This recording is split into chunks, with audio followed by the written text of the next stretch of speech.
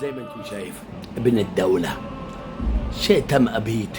الدولة يشيلها رجال أشاوس في الميدان في الواقع وفي كل مكان، يعمل فوق أرضه لا يكل ولا يمل.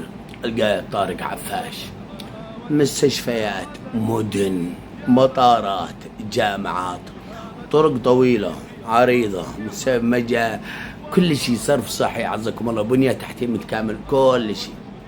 شوفوا يا جماعة، اتصالات، كل شيء، النت الفضائي، كل شيء. مدينة أخذها مواني، أخذها صحراء، بس عنده دولة،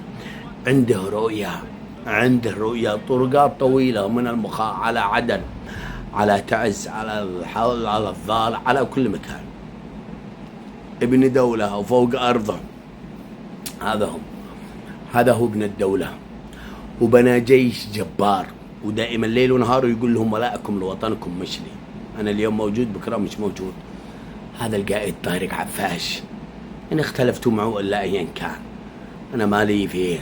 في السابق كان بالتواطي من الإخوانجي والحوثة، المهم راح اللي راح، بس ترك كل شيء إلا الوطن، ما نبيعه.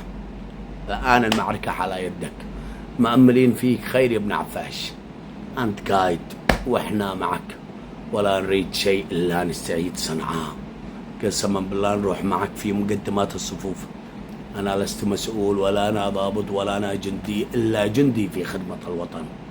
أتكلم ليل ونهار في كل المواقع، نزرع الوعي والقومية، كل يمن يعرف منه عدوه، المحتل الإيراني والفكر الإخوانجي. نشي نعيش بسلام العالم.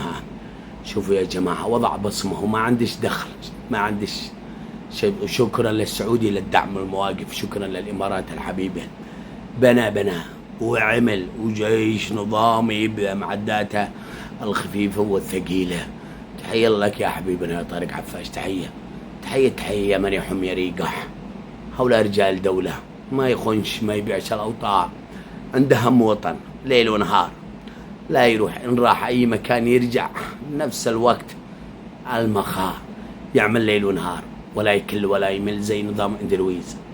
المهم قربت 26 سبتمبر، ونتمنى من القائد طارق عفاش قناة الجمهورية 26 خطابات قومية، أغاني قومية عبر القناة. دمت يا ستم يا ماردا، كل الأغاني الوطنية 26 سبتمبر، وكلنا 26 سبتمبر دام به تواطي أممي مع البوتي، وما قدرناش نتحرك. إن تحركتوا الجبهات كلها كان بها.